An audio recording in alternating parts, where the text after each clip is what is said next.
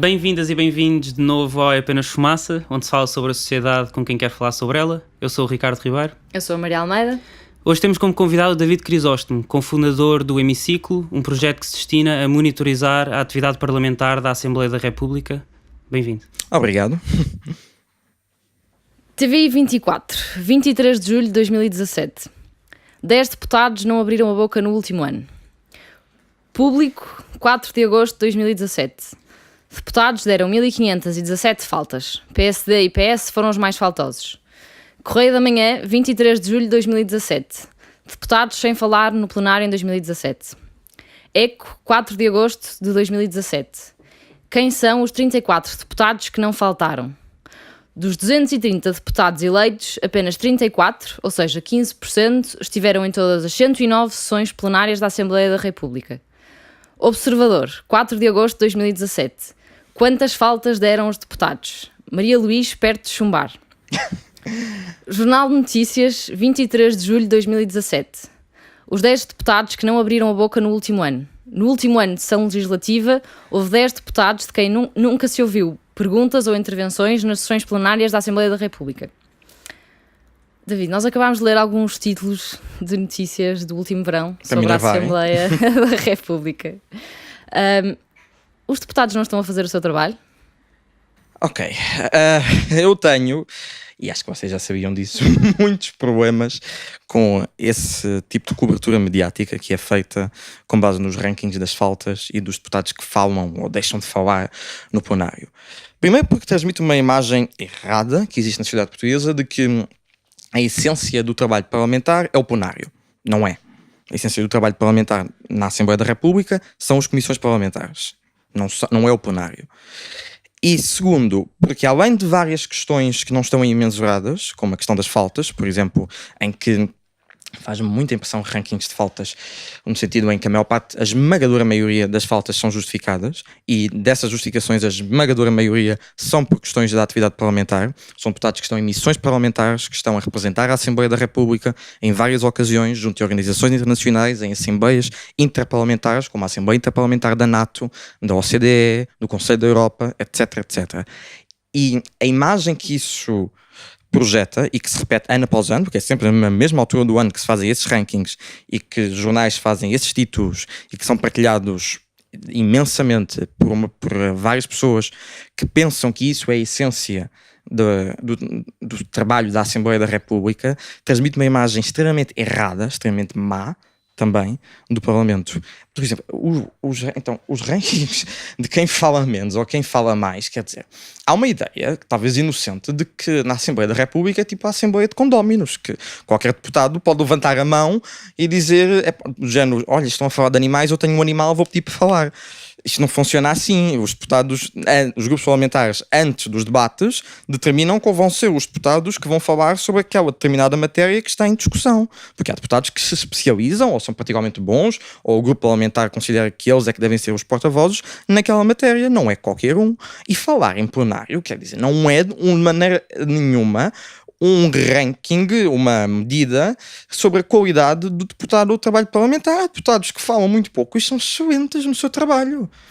O Pedro Pinto, deputado pelo PSD, disse ao Jornal de Notícias... Que também é o presidente do Conselho de Administração, sim. A 23 de julho de 2017 disse ao Jornal de Notícias: não falei por opção, sinto que há um trabalho nos bastidores que me absorve e que não é visível. Que tipo de trabalho é que fazem estes deputados? Como é que está dividido o trabalho que cada deputado faz ou deputada? E como é que está dividida a semana que um deputado faz em Portugal? Depende muito do deputado e do grupo parlamentar que pertence.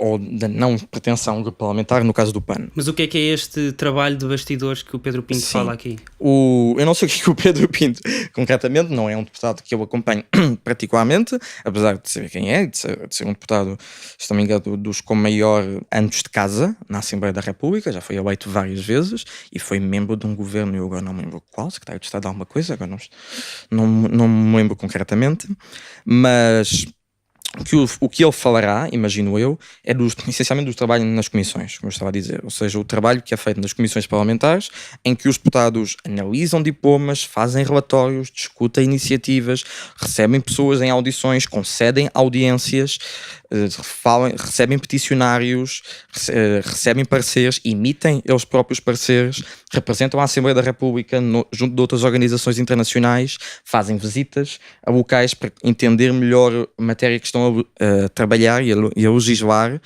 Logo, o trabalho não é essencialmente o falar em plenário. O falar em plenário é a discussão, é o debate. E porquê é que tu achas que isso é aquilo que se vê mais ou que parece dar-se mais importância, pelo menos nos mídias? Bom, o plenário não deixa de ser, apesar de tudo, apesar de não ser o local onde o trabalho é feito, não deixa de ser, por razões óbvias, o local nobre do trabalho parlamentar na Assembleia da República, por ser aquele órgão onde tem assento todos os deputados. E como tal, estão lá todos, na teoria.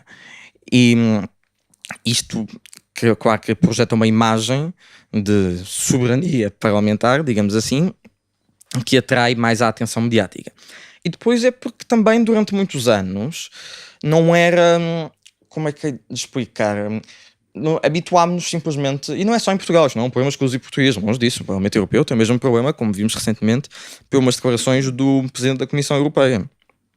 Há uma imagem na Europa, frequentemente, de que o gosto do trabalho parlamentar são os senhores que falam, ou não falam, ou levantam, ou deixam de se levantar, nos hemiciclos, passo o nome, dos seus respectivos parlamentos nacionais ou do Parlamento Europeu. O que não é verdade. O trabalho é feito essencialmente nas comissões, nomeadamente, no caso português, na altura da especialidade ou na altura da generalidade na comissão parlamentar.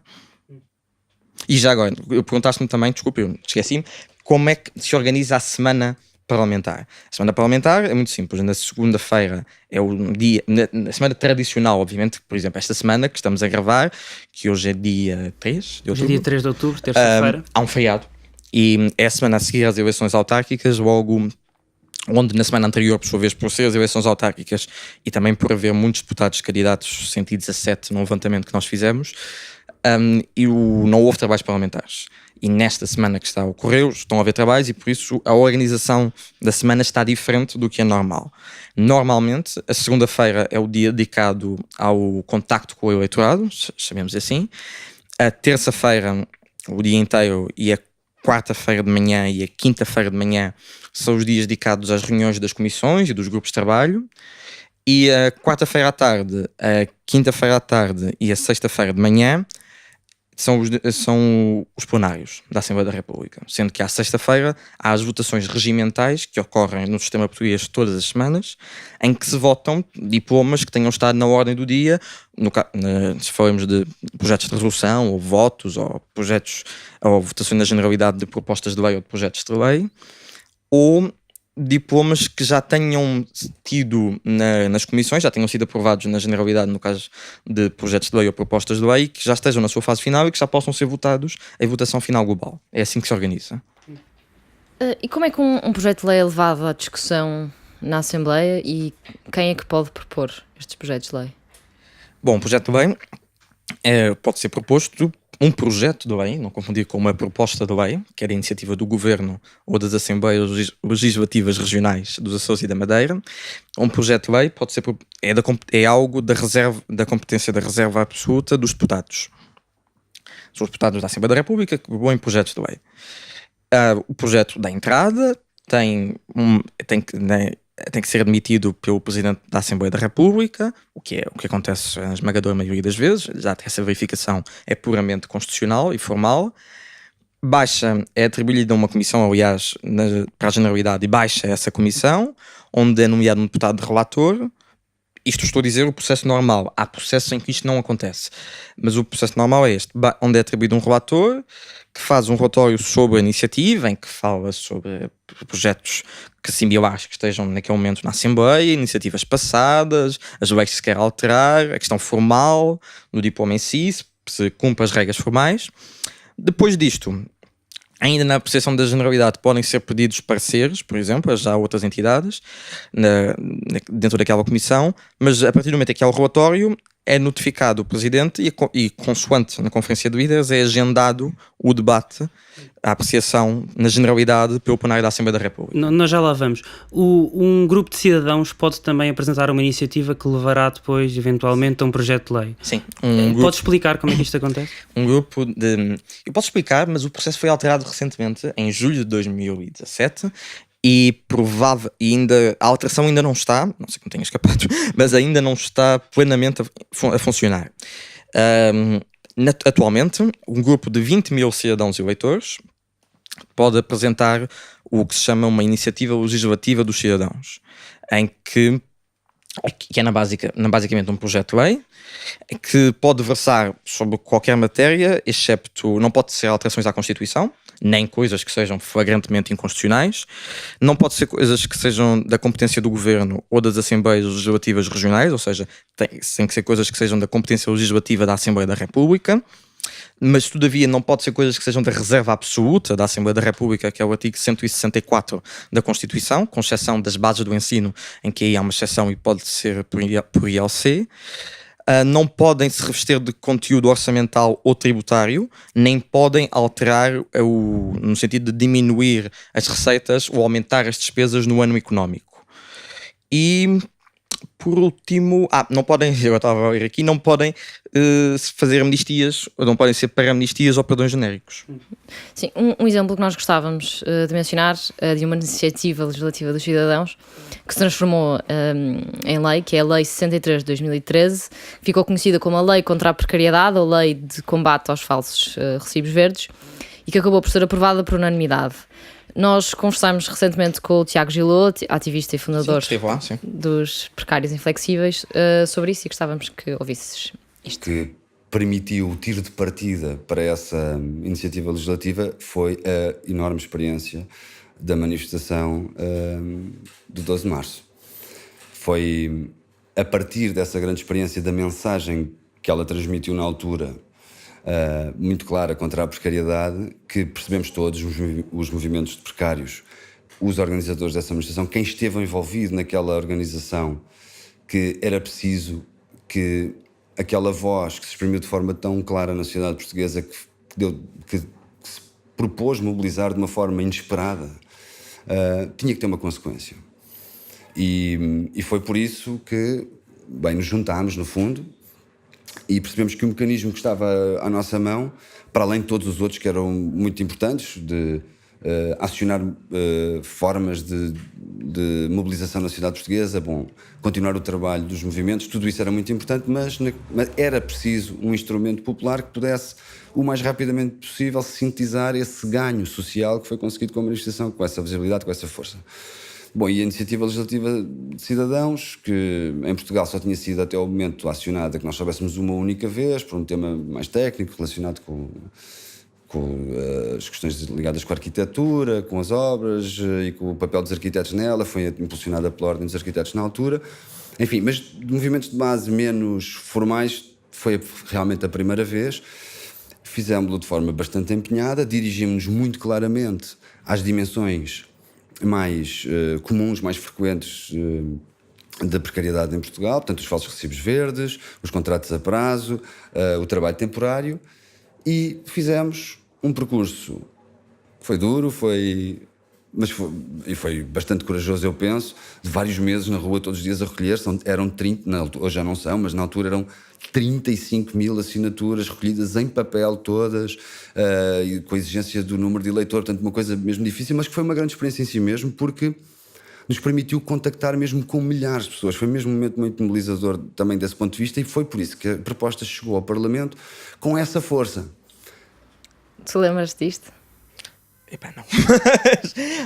No sentido em que não me lembro de memória. Sei o que é que ele está a falar, sei de que iniciativa legislativa dos cidadãos é esta, é, como ele diz, a segunda na história portuguesa.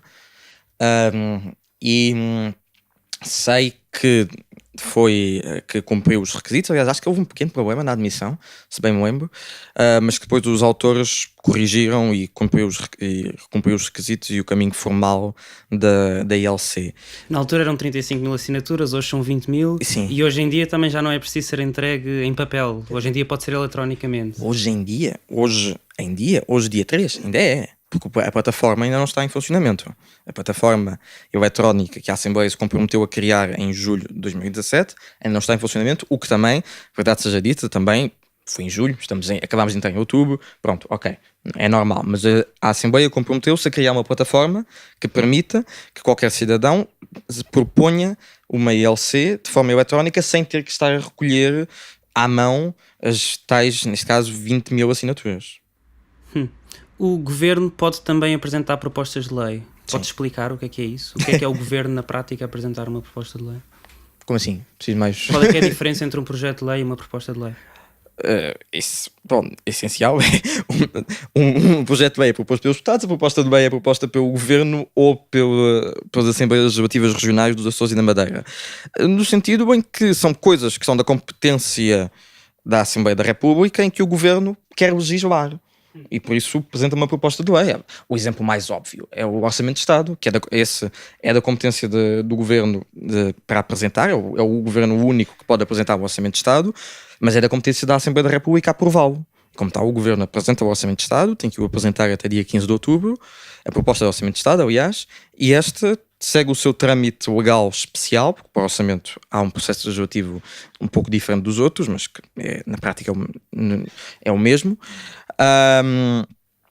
E este processo legislativo segue o seu caminho normal, e isto acontece com as outras propostas de lei. Quando os projetos de lei são apresentados por deputados, estão assinados pelos autores desses deputados ou pelos subscritores desse projeto de lei, desculpa. Quando é o Governo a fazer, assina apenas como Governo? Não são membros do Governo que... É assim, quando é o Governo a fazer, não é propriamente o Secretário de Estado da Agricultura que se desloca à Assembleia e entrega-lhes um texto. Tem que ser aprovado em Conselho de Ministros, previamente. Logo, aí é o Governo, o órgão deliberativo do Governo, que delibera sobre aquele diploma. Eu tenho que acrescentar uma coisa que vocês não disseram no início. Eu não sou jurista, nem sou politólogo. O meu conhecimento da Assembleia da República é na ótica do utilizador, chamemos assim. É na ótica, ou neste caso, no âmbito do hemiciclo, também na ótica do monitor. Mas é isto que, de facto, que acontece. O Governo delibera e apresenta uma proposta de lei sobre uma matéria que a Assembleia da República tenha que legislar. E quem é que redige estas propostas? Do quê? Do Governo? Isto passa obviamente pela Secretaria de Estado dos Assuntos Parlamentares e pela Secretaria da Presidência do Conselho de Ministros, que é quem verifica a formalidade legal do diploma que vão ser entregues. Depois de um projeto de lei dar entrada na Assembleia da República, é discutido na Generalidade. O que é isso? Eventualmente. Ser discutido na Generalidade? Na Generalidade, vamos utilizar o termo, é apreciado na Generalidade. E a apreciação na Generalidade consiste num debate que é feito no plenário, lá está, no sentido das linhas gerais, como o nome indica, do diploma que está ali em discussão. Ou seja, discute-se o que é que aquele diploma quer alterar, porque é que quer alterar, de que maneira quer alterar. E não se discute detalhadamente, isso é feito na especialidade, lá está, os números e a linhas, que é o passo seguinte, se for aprovado na Generalidade. Aqui estamos a falar, atenção, que a fase Generalidade, especialidade, final global, são fases exclusivas das propostas e projetos de lei. Os outros diplomas, projetos de resolução, propostas de resolução, votos, projetos de deliberação, projetos de regimento, projetos de revisão constitucional, não têm estas fases, é diferente. E como é que é agendada essa discussão? Normalmente pela Conferência de Líderes. A Conferência de Líderes que reúne os líderes dos grupos parlamentares e nesta sessão legislativa, se não me engano, inclui o PAN, o André Silva, que acho que não tem direito a voto, mas está lá como observador, e delibera o agendamento das sessões legislativas juntamente com um membro do Governo, que é tradicionalmente o Secretário de Estado dos Assuntos Parlamentares, e a mesa da Assembleia da República. E de que forma é que o público tem acesso ao que se passa nesta conferência de líderes? Há transmissão televisiva? Existem atas? Bom, não há transmissão televisiva, isso não há de certeza. Existem atas. Eu imagino que sim. A questão é que elas não estão para consulta pública. Eu não as encontro, nem eu, nem o Vargas, nem O Vargas, que é o que exato, cofundador é o do meu- Hemiciclo também. é o cofundador do Hemiciclo. Encontramos em lado nenhum do Parlamento, nem dos diários, as atas da Conferência de Líderes. E o que é de facto anormal, eu diria. Para mim, pessoalmente, era algo que eu gostava que mudasse na questão da transparência e da comunicação da Assembleia da República, porque não sendo essencial ao projeto legislativo saber quem agendou o quê e de que forma é que isso foi debatido, há situações em que eu gostava de perceber porque é que um diploma que entrou na semana passada já foi agendado, ou na semana passada posso estar a exagerar, mas que entrou na semana passada e já foi agendado, e diplomas que entraram há 2 anos ainda não foram. E porquê é que tu achas que isso acontece? Por várias questões, às vezes por questões legais, há diplomas que legalmente têm um prazo para ser discutidos e, como tal, têm prioridade sobre os outros. O Orçamento de Estado, por exemplo, tem prioridade sobre todos os outros, como é normal. E por questões, imagino eu, de agenda também, há um número limitado, finito, de plenários que pode haver, e nesses plenários há um número limitado e finito de horas em que se pode estar a debater e a discutir. E, obviamente, a terceira questão será a questão, imagino eu, da agenda dos interesses dos próprios grupos parlamentares, então discutir determinadas matérias. Por exemplo, há um caso que é muito recente, em julho deste ano, que foi muito bizarro. O CETA, o Acordo Comercial com o Canadá, entre a União Europeia e o Canadá, chegou a estar agendado para votação. Já agora, os guiões de votações também são obviamente definidos na Conferência de Líderes. E esses sim são públicos? Os guiões, sim, foi só o que mais faltava, mas esses são públicos, sim. No guião de votação chegou a estar agendado para o último plenário, se não me engano, se não foi o último, foi o penúltimo plenário da sessão legislativa passada, a votação global, porque estamos a falar de uma proposta de resolução, como tal só tem uma fase que é a votação global do acordo do CETA. E chegou a estar lá, esteve no guião e depois desapareceu do guião. E o que nos explicaram, informalmente, foi que isso foi devido a um mal-entendido na Conferência de Líderes relativo ao agendamento do CETA. Porque é que isto aconteceu? Quem é que mal entendeu quem? É algo que não percebemos bem, porque, pronto, primeiro, porque não temos a versão de todos os votos, e segundo, porque a Assembleia também não se deu bem ao trabalho de explicar. Voltando um bocadinho atrás, todos os projetos de lei são discutidos e votados na generalidade? Acontece que exista uma discussão, uma apreciação e não uma votação? Essa é a pergunta.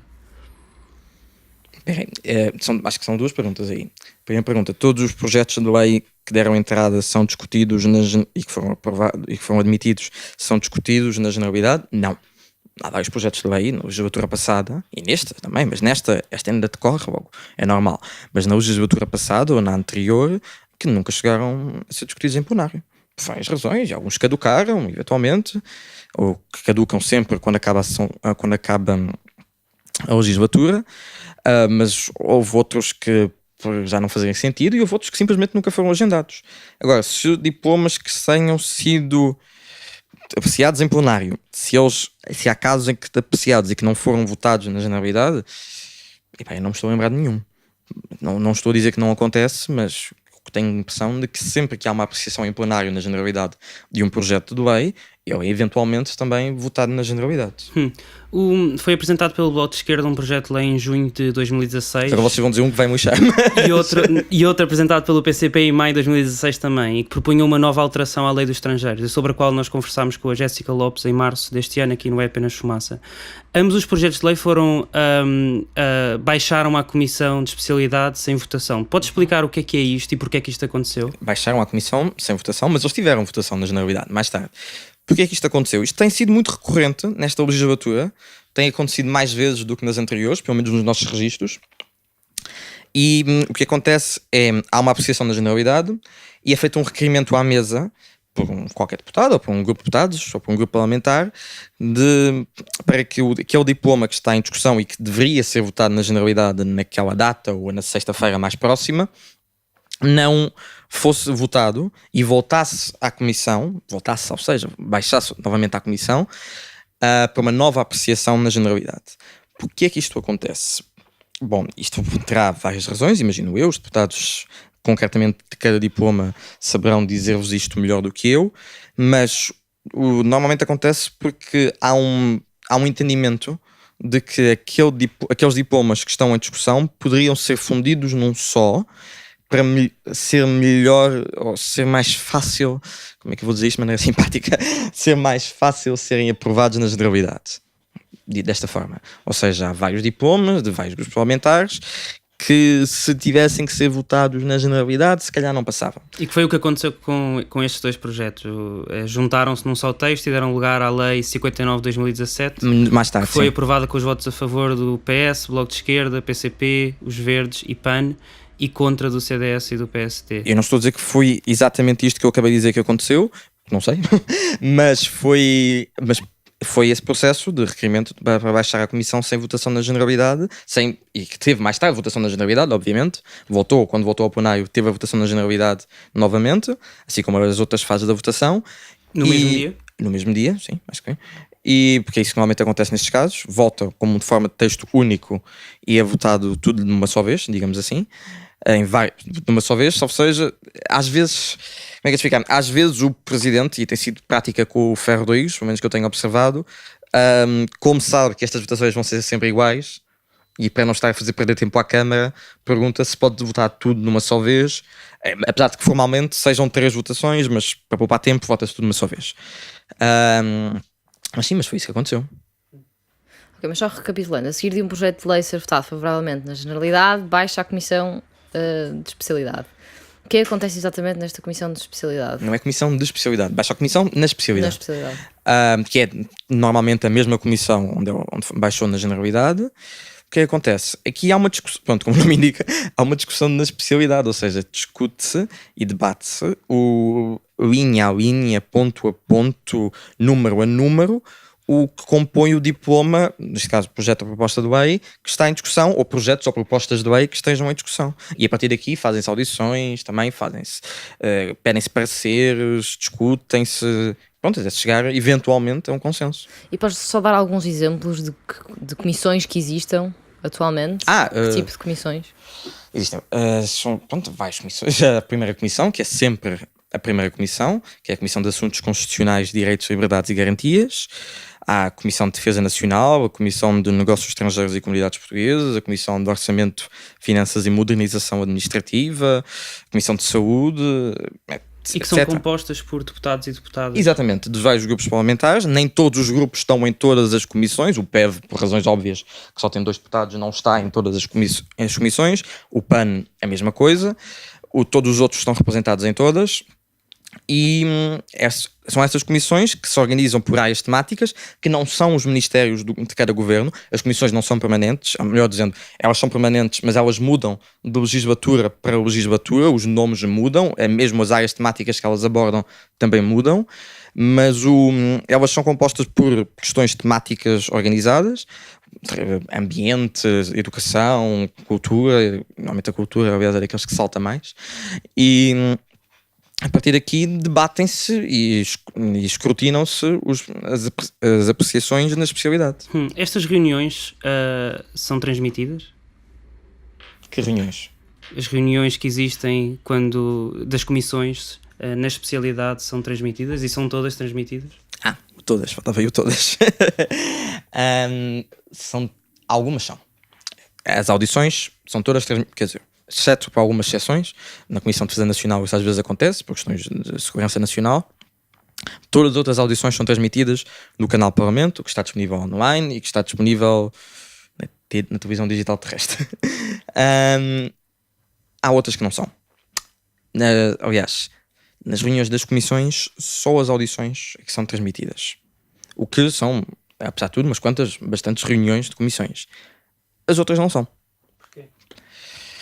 Uma pergunta que terás que fazer à Assembleia, mas o que já nos disseram informalmente várias vezes é porque, primeiro porque não há tradição, e já antes também explicaram, a certa altura foi falta de meios técnicos. Há salas, a verdade seja dita, onde se reúnem as comissões que não estão equipadas tecnicamente ainda espero eu que estejam eventualmente para se gravar estas reuniões, mas também é porque não há propriamente uma vontade para que elas sejam transmitidas, não por se querer esconder alguma coisa, nem por uma questão de opacidade, mas pronto, isso depende do critério de avaliação de cada um, mas por simplesmente achar, isto mais uma vez foi-nos dito informalmente, que o trabalho que é feito naquelas comissões é um trabalho de consenso, é um trabalho de compromisso, é um trabalho que se discutem vários pontos e que se tenta chegar a um texto comum para ser aprovado numa votação final global. O texto comum, ou seja, o texto que abranja o maior número de deputados possível na sua aprovação. O que tende a acontecer sempre.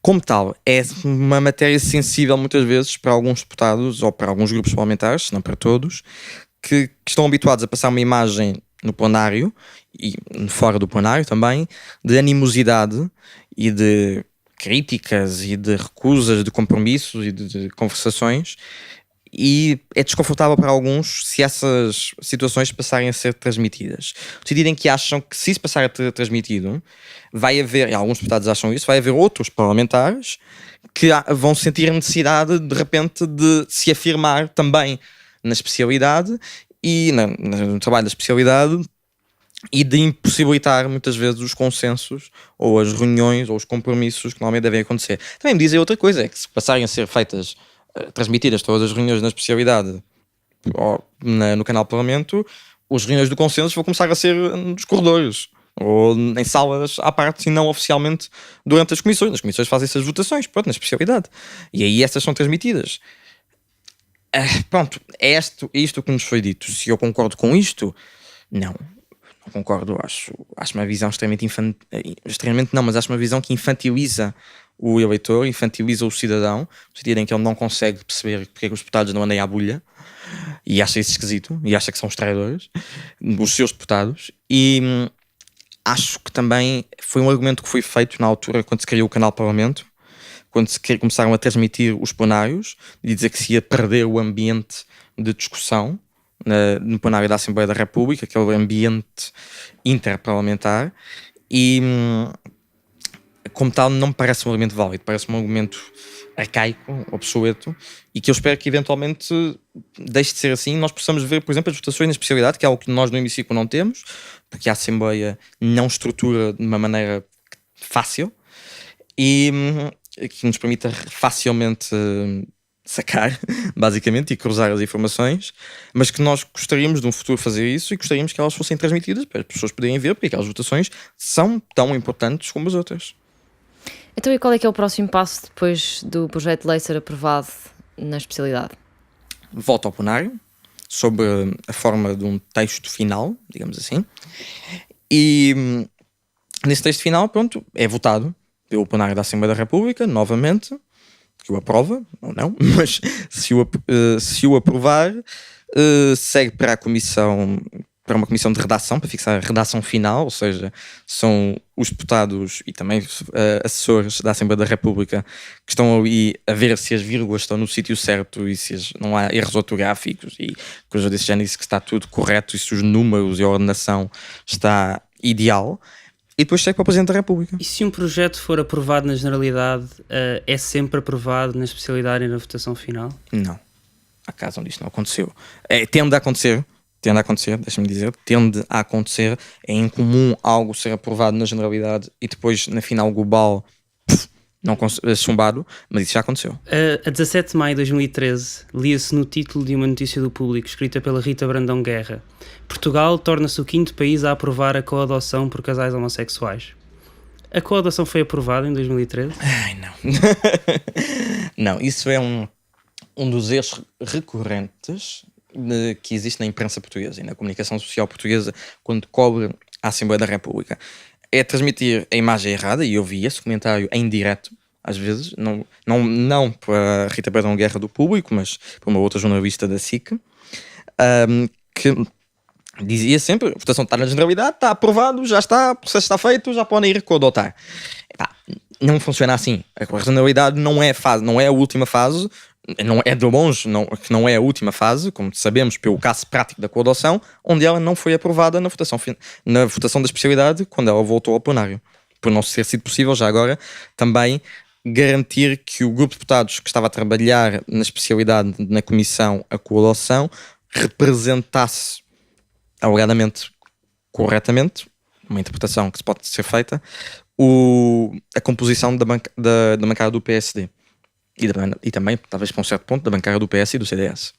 Então, mas podes explicar o que é que aconteceu com este projeto de lei específico da Nesse projeto de lei do PS foi aprovado na Generalidade para surpresa de muitos, inclusive se calhar diria eu, dos próprios autores, mas porque ninguém esperava, na altura quando foi a coadoção, aquilo foi proposto como uma espécie de compromisso, a adoção não passa, mas se calhar se a gente meter isto, se calhar a coadoção, apesar da sua muito mesmo da importância para a vida de muitas famílias, foi um compromisso que o PS tentou que fosse aprovado.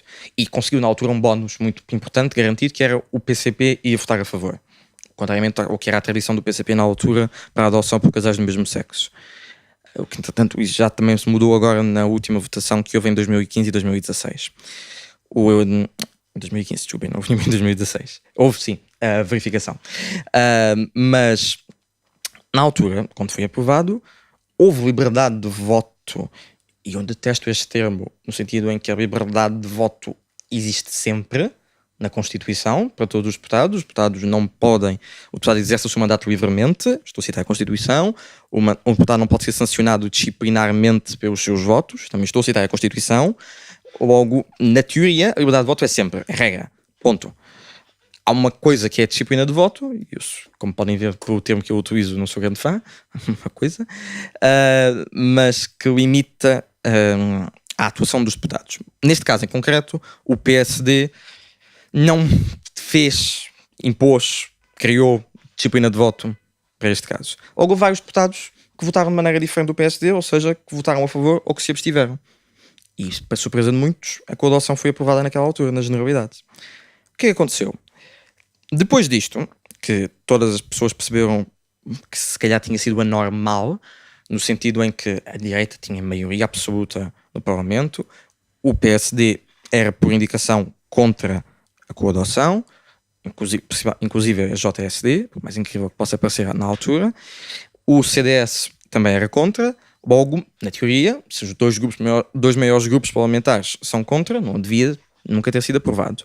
Mas foi porque houve deputados do PSD e também do CDS, que houve abstenções no CDS, que decidiram votar de maneira diferente e fazer com que isto fosse aprovado. Na especialidade, a especialidade lá está, como não está tudo transmitido concretamente e o relatório de votações na especialidade nem sempre é o mais detalhado sobre o que acontece na especialidade, exceto nas comissões parlamentares de inquérito, é a grande exceção. Aí os detalhes são totais, talvez pela importância das comissões parlamentares de inquérito e pela sua excepcionalidade. E neste caso da coadoção, na especialidade, imagino eu que os deputados que estavam na comissão, que se bem me lembro era a primeira Comissão de Assuntos Constitucionais, Direitos, Liberdades e Garantias, talvez não representassem ou não fossem os deputados que iriam votar a favor do PSD, no caso e do CDS, naquele diploma. Então, como tal, houve um requerimento para que aquela votação na especialidade fosse feita no plenário.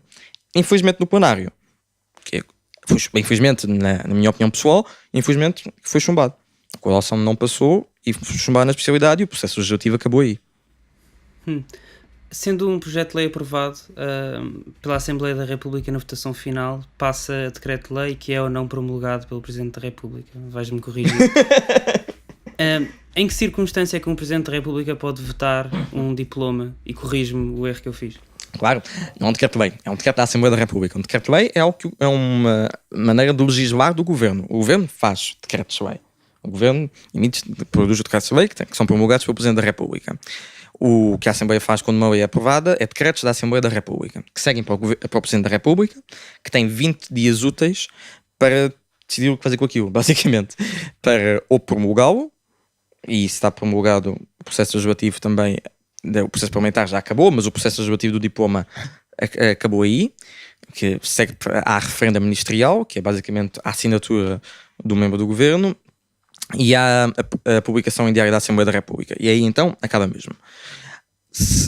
O Presidente da República pode fazer outras duas coisas, que é pode vetar imediatamente ali, o chamado veto político, ou pode pedir a fiscalização preventiva ao Tribunal Constitucional. O Presidente da República, Cavaco Silva, vetou em 2016 a adoção por casais do mesmo sexo e as alterações à lei do aborto. Podes explicar o que aconteceu nestes dois casos?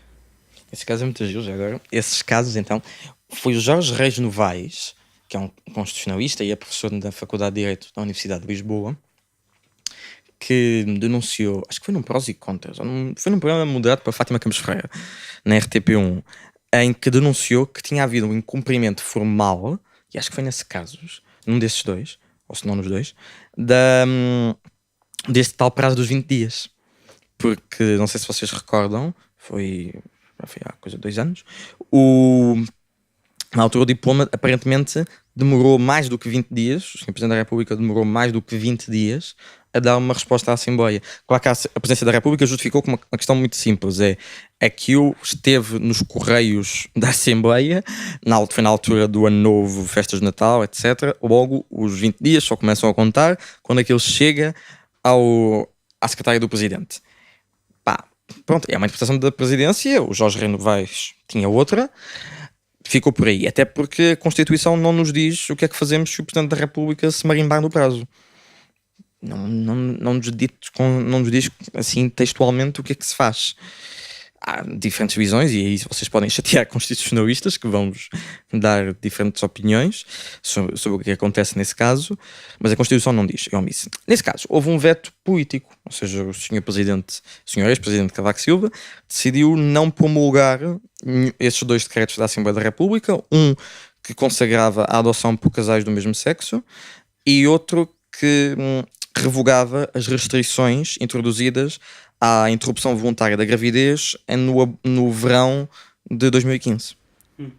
Sim, sobre a adoção por casais do mesmo sexo, Cavaco Silva explicou o veto num comunicado, dizendo que está ainda por demonstrar em que medida as soluções normativas agora aprovadas promovem o bem-estar da criança e se orientam em fundo do seu interesse, e que o veto da lei prende-se com a ausência de um amplo e esclarecedor debate público que envolva múltiplas correntes sociais e especialistas em diversos domínios com vista à consagração da solução normativa.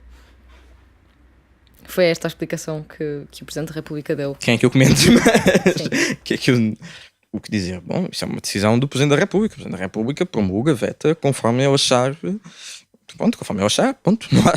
Não há nenhum. A Constituição não diz você só pode vetar se fizer uma argumentação de jeito. Não diz isto. Não é. Isso é uma interpretação do Presidente da República que achou, na sua modesta mas reverente opinião, que pronto, não tinha havido debate e mandou aquilo de volta para a Assembleia da República. E depois o que aconteceu? A Assembleia da República, como discordou do Sr. Presidente da República, confirmou, ou seja, fez o processo que se diz como confirmação do decreto, confirmou o decreto e, por uma maioria absoluta dos deputados presentes, por votação eletrónica, nestes casos, quando a Constituição diz que tem que haver uma maioria concreta, numérica, de deputados a votar de uma determinada forma, que é no caso das confirmações, de leis orgânicas, de revisões constitucionais, aí a Constituição, o Estatuto da Assembleia da República, o Regimento da Assembleia da República, que verifica que há uma votação eletrónica, e isto acontece desde 2003, se não me engano, e nesse caso houve uma votação em que se confirmou o decreto e voltou para a Presidência da República, que não teve outro remédio que senão o promulgar, porque a partir daí o Presidente da República já não tem hipóteses e tem mesmo que o promulgar, por mais que discorde dele. Nós estamos mesmo a chegar ao fim. Cavaco Silva votou também a lei que aplicava um corte de 10% nas pensões de aposentação, reforma e invalidez de valor ilíquido mensal superior a 600 euros por motivos de inconstitucionalidade. E aqui o veto foi por motivos de inconstitucionalidade. Foi porque foi ao Tribunal Constitucional e o Tribunal Constitucional disse que aquilo era inconstitucional. Eu queria que explicasses este Ou seja, o Presidente fez o tal pedido de fiscalização ao Tribunal Constitucional e o Tribunal Constitucional, uma maioria dos juízes, acho que não foi por unanimidade, acho que foi por maioria, decidiu que aquele decreto que violava, aliás, até violava o princípio da confiança, e estou-me a lembrar do acórdão, violava o princípio da confiança, da proteção de confiança. Da proteção da confiança, in situ no princípio do Estado de Direito Democrático, que é o que está na Constituição. E pronto, e a partir daqui voltou à Assembleia, o Presidente devolveu o decreto à Assembleia, e a Assembleia na altura, estamos em 2013, logo a maioria era PSD-CDS, expurgou os artigos inconstitucionais que o Tribunal Constitucional tinham dito que eram inconstitucionais daquele decreto e voltou a aprovar o decreto em nova votação. E era possível tê-lo aprovado da mesma maneira que foi aprovado nos decretos que falámos anteriormente, ou seja, sem qualquer mudança e apenas por maioria absoluta? Era uma maioria de 2/3. Uma revisão constitucional, basicamente. Fazes uma revisão constitucional e pronto. É assim, o que a Constituição diz a Constituição diz que a partir do momento em que o Tribunal Constitucional decide, que tem que ser mudadas as normas inconstitucionais. Mas se a Assembleia da República mudar a Constituição, pronto, olha, já está. Pode acontecer isto. Este foi mais um episódio do É Apenas Fumaça, onde se fala sobre a sociedade com quem quer falar sobre ela. Obrigada, David Crisóstomo, Obrigado, cofundador do Hemiciclo, um projeto que se destina a monitorizar a atividade parlamentar da Assembleia da República. O Apenas Fumaça é produzido por Bernardo Afonso, Rodrigo Raposo, Pedro Zuzarte, Pedro Santos, Ricardo Ribeiro, Sofia Rocha, Tomás Pereira e por mim, Maria Almeida. A música é dos Lotus Fever. Ouçam mais episódios em apenasfumaca.pt ou no iTunes, SoundCloud, YouTube, Comunidade de Cultura e Arte, Rádio Universitária do Minho e noutras aplicações de podcast. Até já!